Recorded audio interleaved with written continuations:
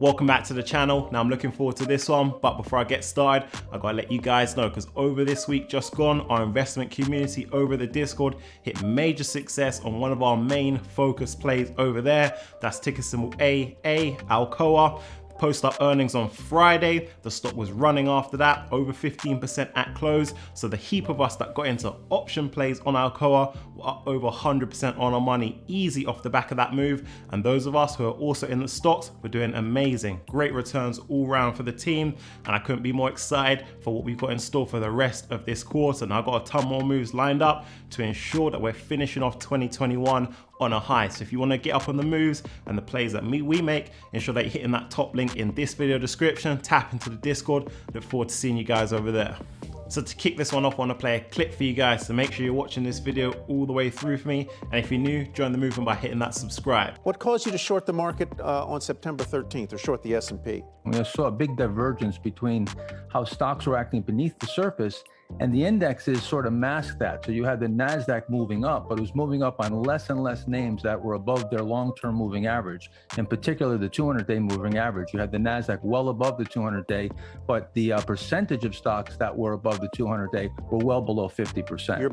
Now, what he's actually saying is spot on. Often we can see the indexes moving in a certain way. It's like the SP 500, the NASDAQ, but it can often be masking what is going on beneath the surface.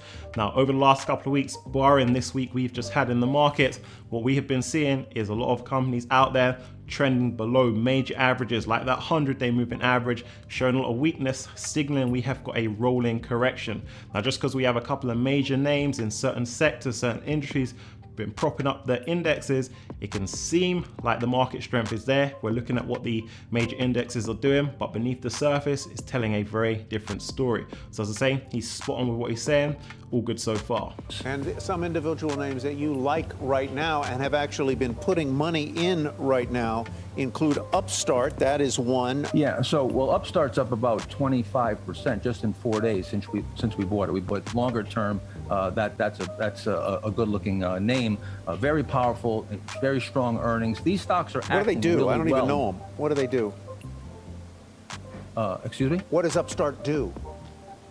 Well, I'm sorry. What kind of company is it? Yeah, I'm not. You're breaking up. Oh. Okay, pause. Let's just talk about what we have just seen, because wow, there was absolutely nothing wrong with his audio. Very sure his audio was just fine. CNBC done all the checks they need to do to ensure that it is perfect. Now remember, bear in mind, this was a minute ago, Mr. Hotshot, okay? He timed the market, got in at the bottom. He's a stock picker out there making great returns, but positioned with the very simple question of, what does Upstart do? This is a company you have invested into. He's unable to give an answer, not even a one-line answer, not even just the industry that they operate in. It could have just added a little bit of fluff. So really it just shows he has no idea whatsoever, looking like a tool on national television. Very sure this isn't the first time he's used this cop-out excuse of the audio not working to get out of a very tricky situation. Now, yes, traders out there in the market, they don't necessarily need to know all the fundamentals if they're working off the charts, but bear in mind, this is a guy, he was talking about the growth, okay? He was talking about the earnings. These are fundamental reasons why you would get in. He said nothing about the charts. So, guys, this is why this video is called the worst type of investor. Those who are active in the markets buying things, but really have no idea what they are buying. Now, it doesn't matter what you're investing into, whether it's Apple, whether it's AMD, whether it's Floki coin, whatever floats your boat, it's important to understand why you are buying what you are buying. Now, it goes beyond just looking like a tool on national television.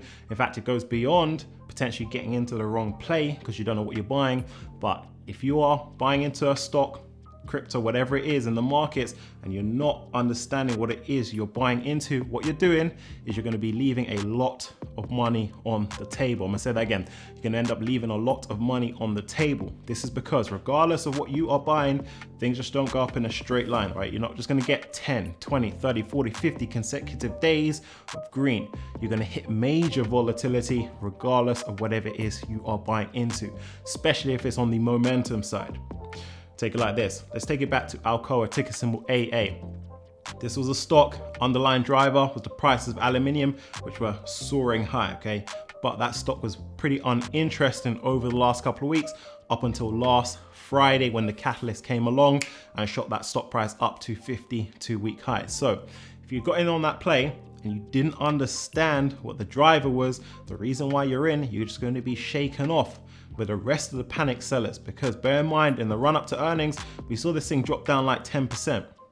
Dropped down like 10%. So a lot of people were shaken off the play just for it to move up on earnings day, up 15%, blasting through 52-week highs, rewarding all of those who were holders, who understood the play, who were able to just hold through volatility because they understand that the market gets like that from time to time. But all of this is because you understand what it is you are buying.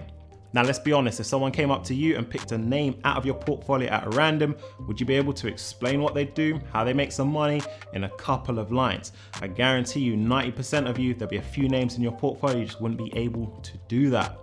A great example is Palantir. Now, if you've been active in the markets over the last 12 months, you'd have probably picked up a share or two of Palantir at some point in time.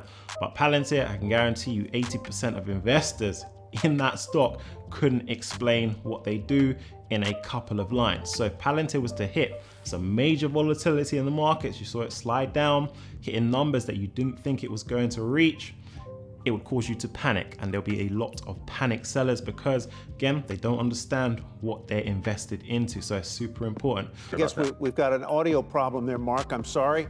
Now, fair play to this interviewer for keeping a straight face, going along with the BS. If it was me now, I'd probably at least crack a smile, but that is professionalism at its finest.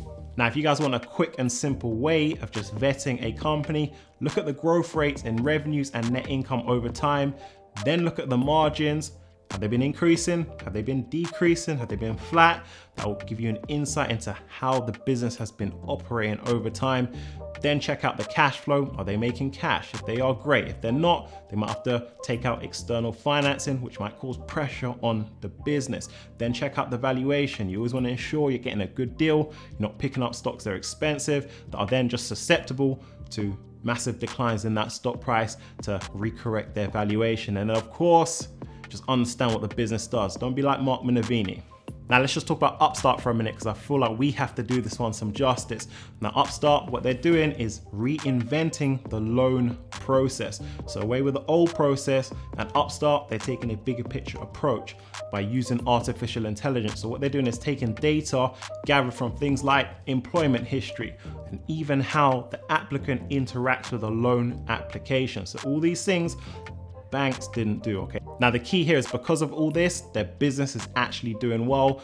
Their evaluations have led to 75% less defaults, and their system becomes smarter and smarter over time, and it spots trends and recognizes patterns. So if they've had a couple of defaults, what they'll do in the future is ensure that they're not giving loans out to people who have those types of characteristics.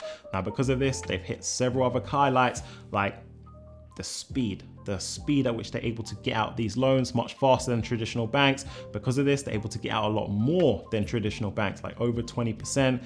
And also they give out loans at less than 15% interest rate compared to the traditional banks. So everything's looking good and sounding great so far. But because of all this, investors are made to pay a high price tag.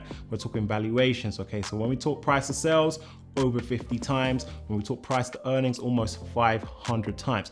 What you guys need to know is that this is expensive. Now, if we talk about the charts, okay, this has been a phenomenal performer, one of the best performers of recent in the market, but there's two things to note on the charts that I want to bring to your attention. The first is the RSI, okay? This gives you an indication of how overbought or oversold it is. Now, when you see stocks that are in the overbought territory, it could be dangerous to go ahead and pick them up because they could be 1 quarter away, 1 week away, 1 day away for a pullback, all right, profit-taking activity to cool down that stock price. Now, number two is probably even more telling and more important than number one, all right? Upstart have key support. Now, what they have done is they've moved off that support, and right now they're hovering high. Now, the likelihood is at some point in time, it might be 2 months, it might be 3 months, it might be 2 quarters, it might be half a year. At some point in time, they will trend back down to that support. Right? So those are a couple of the things I want to highlight for you guys. One on the fundamental side, another on the technicals. But again, this is a very good business, and I'll be looking to add if I see them at that support. Now that being said, That's on the stock buying perspective. Now, even when we see stocks moving high like this, there's still great opportunities to exercise options to make money. Now, one could be a bullish calendar spread. Okay, this is where you sell a call option at a given price, and then you buy a call option at that same strike price.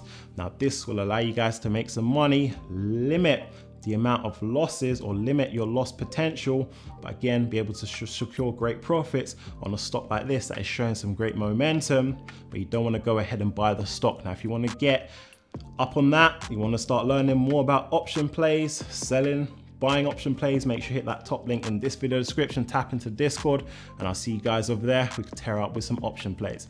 All right, guys, that wraps up on this one. If you're new to the channel, make sure you guys join the movement by hitting that subscribe, hit the like button for me on your way out, and I'll catch you guys in the next one.